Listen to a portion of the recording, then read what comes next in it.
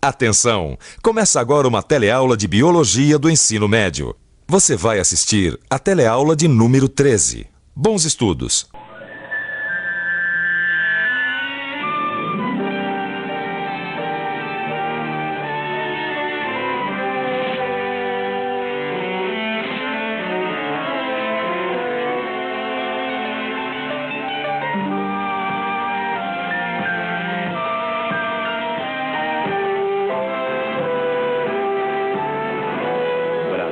Trabalho e paz. De mãos dadas é mais fácil.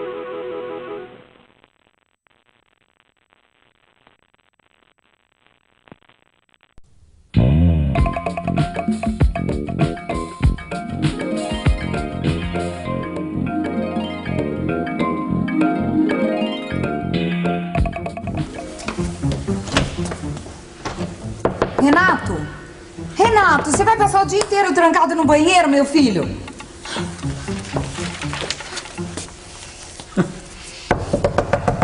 Renato, como é que é? Vai dormir aí dentro, é? Esse menino anda esquisito, misterioso. Agora vive trancado no banheiro, no quarto. Será que... Puberdade. É, pensando bem, tá na hora. Com os meninos acontece nessa época mesmo. Na teleaula passada foi a Flávia que ficou mocinha. É normal. Os meninos é um pouco mais tarde que as meninas, entre os 11 e 15 anos. É, mas o filho deixando de ser criança pra virar adolescente. Dá licença. Será que não dá mais pra ter um minuto de paz nessa casa? Quer dizer, a gente não tem privacidade nem no quarto, nem no banheiro, agora nem na sala também. Pô, não dá pra conviver com vocês assim. 2 filhos adolescentes e eu acho que eu não vou resistir. Calma, dona Hortência. Calma. A nossa teleaula de hoje vai mostrar e explicar direitinho todas as transformações que acontecem durante a puberdade masculina. Vamos lá? Na teleaula de hoje, nós vamos ver as alterações que acontecem no corpo e no organismo dos meninos quando entram na puberdade. Vamos ver também a relação dessas transformações com os hormônios. Vamos acompanhar ainda o caminho do espermatozoide desde a sua produção nos testículos até a ejaculação. E, finalmente, vamos comparar as puberdades masculina e feminina. Ô, Renato, por que o pinto da gente vai crescendo quando a gente fica mais velho? Que é isso, Dudu? De onde você tirou essa ideia? Olha aqui, ó. Peraí. Do livro que eu achei lá na prateleira do seu quarto. Aqui, ó. Ô, Dudu, eu já não falei que eu não gosto que mexa nas minhas coisas? Bom, deixa eu ver, vai. Olha bem, ó. Esse aqui parece comigo. Esse com você. E esse com o papai. Olha só como o pinto vai crescendo. O do papai é bem maior mesmo, não é? Bem, Dudu, é o seguinte. Conforme a gente vai crescendo, você sabe, o nosso corpo vai sofrendo modificações. E essa é uma delas, tá? O nosso pênis, ele vai crescendo e vai também ficando diferente. Isso é normal, acontece com todos os homens. Aconteceu com o papai, tá acontecendo comigo e vai acontecer com você, cara. Ah, tá. Vivendo aprendendo, né? Valeu. Quais as transformações que você lembra que aconteceram no seu corpo na época da puberdade? Acho que ganhei massa muscular, pelos, né, nascendo pelo corpo. Transformações físicas totais, tá? E desde pelo no corpo, a parte física mesmo, parte muscular, você percebe uma mudança. Bom, a gente é uma época de muito medo, né? A gente fica muito preocupado, esse negócio de masturbação, a gente ouve os colegas, né? Aquela conversa que vai desenvolver as glândulas mamárias, se masturbar muito, né? Então é uma época muito difícil, né? E a gente fica com medo de conversar com as pessoas, mesmo com o pai, com a mãe, né? Principalmente com o pai, né? Que a gente não sabe como eles vão reagir, né? E aí, Renato, tudo bem? Sabe, pai, um dia desse eu tive uma aula de biologia lá na escola e a gente tá vendo o que acontece com a gente na puberdade. Aula de biologia? Eu acho isso muito bom. É bom a gente se conhecer por dentro, entender o nosso corpo, sabe como é que é? É, mas você também sabe como que é, né? A gente ainda ficou com algumas dúvidas. Olha, nessa fase começa a acontecer um monte de mudanças com o corpo da gente. Nossos órgãos sexuais sofrem grandes transformações. É, isso aí a gente viu, né? mas é que eu e os meus colegas, a gente não sabe direito o que fazer. Poxa, cara, eu sinto meu pênis mais sensível. Fico excitado toda hora. É, difícil de controlar, né? Qualquer coisa também me deixa excitado. Às vezes acontece de gozar. Oh, mas será que faz mal se a gente se masturbar? Dizem que cresce pelo na mão e ainda dá dor de cabeça. Isso é normal, pai? Vamos por partes. Quando um garoto fica excitado, o seu pênis se enche de sangue e fica duro. A gente chama isso de ereção. Mas você já ficava excitado bem antes, não ficava? Quando era menor? Já ficava, sim, mas era diferente, né? O senhor sabe. É que agora as ereções são acompanhadas da ejaculação. O que acontece quando você atinge o clímax da excitação.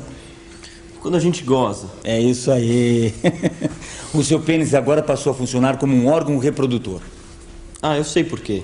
Porque na hora da ejaculação, a gente expulsa o sêmen, né? Que é o líquido que contém os espermatozoides, as células reprodutivas masculinas. Certo. Tá legal. Mas isso tudo a gente aprendeu na escola e fixou bem. Agora a dúvida que eu tinha te falado é a seguinte. O que a gente faz quando tá excitado? Bem, aí existem algumas possibilidades. Você pode transar com alguém ou se masturbar. Mas nem sempre isso é possível, então a gente tem que se controlar, hein? E essa história de que se masturbar muito causa doença? Bobagem. Bobagem. A masturbação é uma forma de autossatisfação natural, tanto para os homens quanto para as mulheres. Gostei, pai. Sabia que eu podia perguntar para você. Ah, que isso. O Paulo conseguiu se sair bem nessa difícil conversa com o filho adolescente. As transformações nessa fase são rápidas, intensas e marcantes. Assim como acontece nas mulheres, nos homens também, todas essas mudanças são provocadas por hormônios. Você se lembra do que são hormônios, não? A gente viu na teleaula passada. São substâncias químicas que regulam praticamente todo o funcionamento do nosso organismo, inclusive as atividades sexuais e a reprodução. Também como nas mulheres, tudo começa com hormônios fabricados por essa glândula aqui, ó. A hipófise. A hipófise produz o FSH e o LH.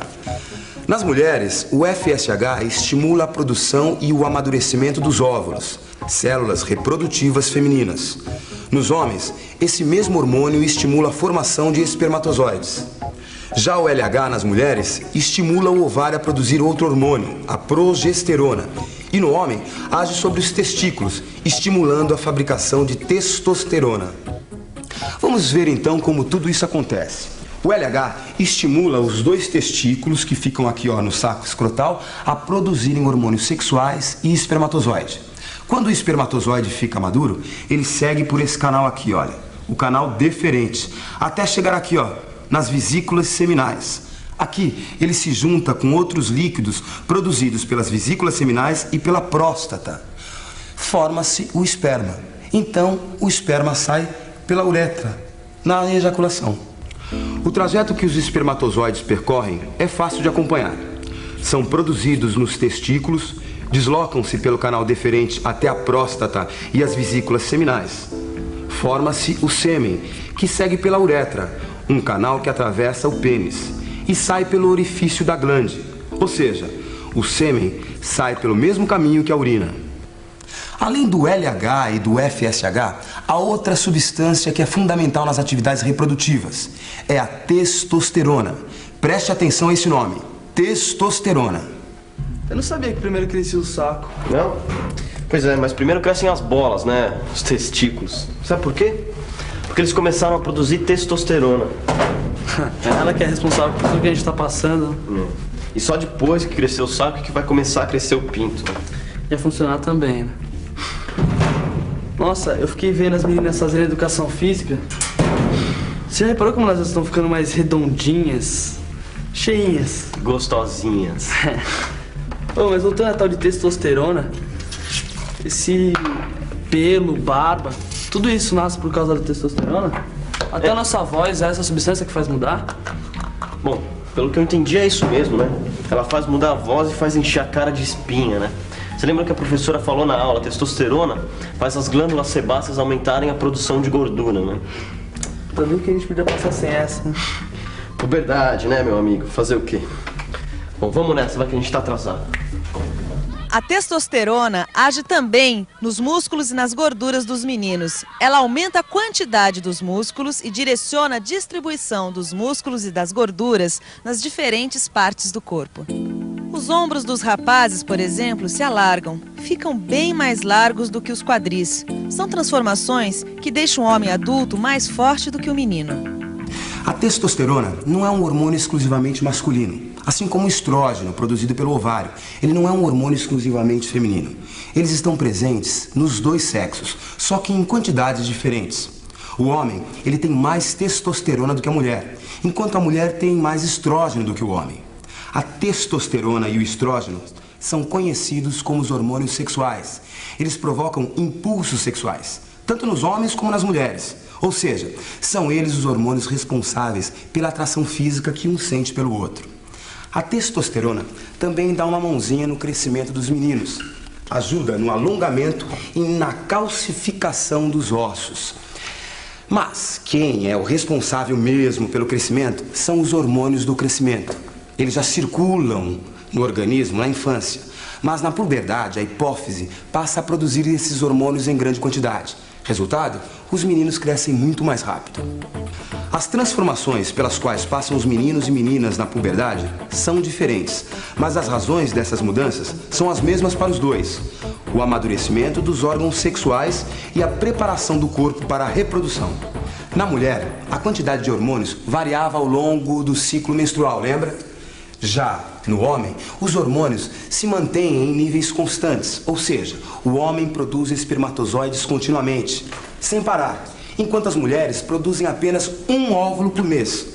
Os homens estão férteis durante todo o mês. Seus espermatozoides podem fecundar um óvulo em qualquer época do mês, desde que a sua parceira esteja em período fértil. A Flávia e o Renato não estão mudando só no físico, não, viu, Paulo? Eles estão diferentes, mais contestadores, acham que são donos do mundo. Você não se lembra da gente nessa idade, não? As alterações psicológicas fazem parte do processo de amadurecimento. Eu não sei até que ponto essas transformações se devem também aos hormônios da puberdade. É difícil saber.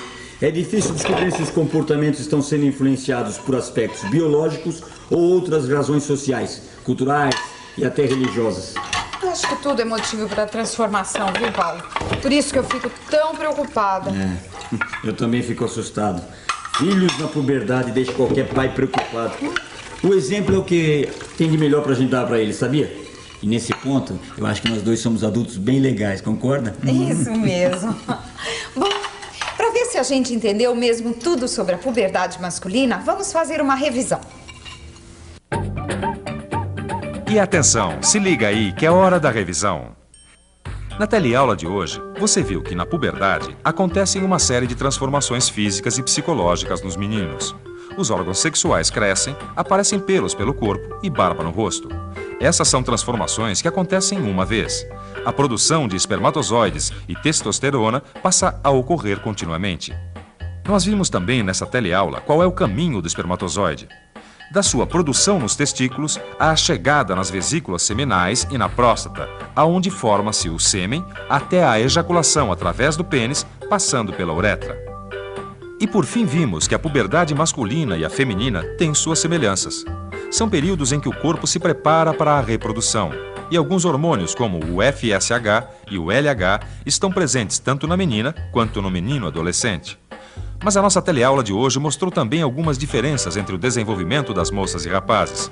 Semelhanças e diferenças importantes para se entender o funcionamento do nosso organismo. Filhão. Mas vai me estragar a gilete com essa barba dura, hein?